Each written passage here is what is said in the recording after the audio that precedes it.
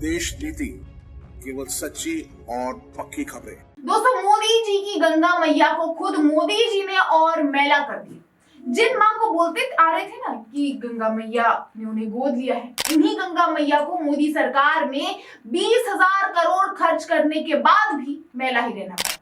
दोस्तों, कांग्रेस महासचिव जयराम रमेश ने मोदी जी से तीखे सवाल किए हैं और कहा है कि प्रधानमंत्री को वाराणसी में अपनी विफलताओं पर जवाब देना चाहिए।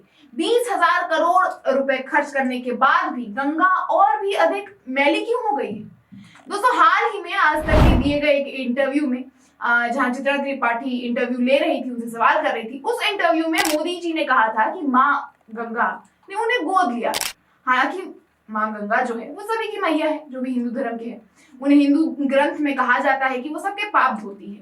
लेकिन आज हालत ऐसी है हो गई है, आप कह लीजिए दोस्तों, कि गंगा मैया सबके पाप धोते धोते खुद मैली हो गई है। दोस्तों, उत्तर प्रदेश के वाराणसी लोकसभा सीट से प्रधानमंत्री नरेंद्र मोदी ने आज अपना नामांकन कर दिया।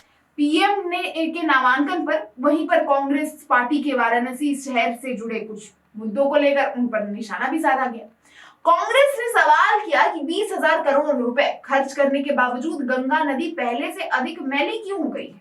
दोस्तों, कांग्रेस महासचिव जयराम रमेश ने सोशल मीडिया प्लेटफॉर्म एक्स पर पोस्ट करते हुए सीधा मोदी जी पे सवाल दागते हुए पूछा कि प्रधानमंत्री को वाराणसी में अपनी विफलताओं पर जवाब देना चाहिए। 20,000 करोड़ रुपए खर्च करने के बाद भी गंगा और भी ज्यादा मैली क्यों हो गई? प्रधानमंत्री ने वाराणसी के उन गांवों को उनके हाल पर क्यों छोड़ दिया है जिन्हें उन्होंने गोद लिया? प्रधानमंत्री वाराणसी में महात्मा गांधी की विरासत को नष्ट करने पर क्यों तुले हुए हैं? दोस्तों, मोदी जी की रणनीति हिंदू धर्म को ज्यादा प्रभावित करती है, ये हम सभी जानते हैं। लेकिन मोदी जी खुद हिंदू धर्म के लिए कुछ नहीं कर पा रहे हैं। जिन गंगा मैया को उन्होंने बताया कि उन्होंने मोदी जी को गोद लिया है, गंगा मैया ने मोदी जी को गोद लिया है, उनके लिए मोदी जी कुछ नहीं कर पा रहे हैं। जिस पूरे गांव को मोदी जी ने गोद ले लिया, मोदी जी उनके लिए भी कुछ नहीं कर पा रहे हैं। क्यों? क्या वो अपने काम में इतने मगन थे कि देश की गंगा मैया पे 20,000 करोड़ सरकारी खजाने से खर्च करने के बाद भी गंगा मैया को साफ नहीं कर पाए? क्या वो इतने व्यस्त थे कि जिस गांव को उन्होंने गोद लिया उसकी हालत एक बार जाके नहीं देख पाए और उन्होंने उसके बावजूद कोई एक्शन लेना ठीक नहीं समझा? खैर, कांग्रेस नेता ने फिर आगे कहा, 2014 में जब नरेंद्र मोदी वाराणसी आए थे तब उन्होंने कहा था कि मुझे माँ गंगा ने बुलाया है। उन्होंने पवित्र गंगा को साफ करने का वादा किया। सत्ता में आने के तुरंत बाद उन्होंने पहले से चल रहे मिशन गंगा को नमामि गंगा नाम दे दिया। प्रधानमंत्री मोदी ने गंगा के प्राकृतिक प्रवाह को बहाल करने के उद्देश्य को पूरी तरह से त्याग दिया है। दोस्तों, मोदी जी ने मैया कहकर गंगा मैया को अपना तो बता दिया, जैसा वो बड़े बड़े भाषणों में भी करते रहते हैं। लेकिन असल में मोदी जी लगता है गंगा मैया को मां मान नहीं पाए। जयराम रमेश ने वैसे आगे कहा कि मनमोहन सिंह सरकार ने गंगा पर राज्य और केंद्र की पहल के समन्वय के लिए 2009 में राष्ट्रीय गंगा नदी बेसिन प्राधिकरण की स्थापना की थी। इस महत्वपूर्ण संस्थान को भी प्रधानमंत्री ने पहले राष्ट्रीय गंगा नदी परिषद का नाम दिया और फिर 10 सालों के लिए इसे ठंडे बस्ते में डाल दिया गया।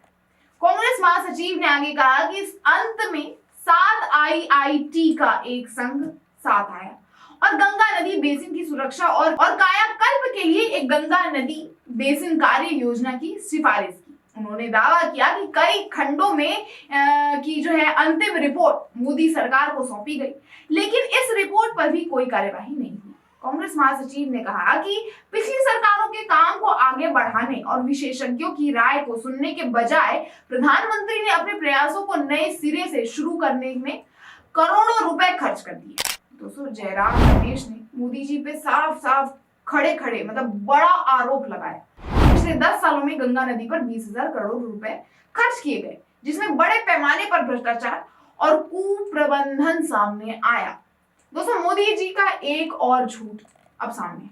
आप क्या कहना चाहेंगे इस झूठ के खुलासे पे? अपनी राय हमें कमेंट बॉक्स में जरूर बताएं और वीडियो पसंद आए तो इसे लाइक करें और ज्यादा से ज्यादा शेयर करें। और इस चुनावी माहौल में आप चुनाव के अपडेट्स देखने के लिए देश नीति को सब्सक्राइब कर लें।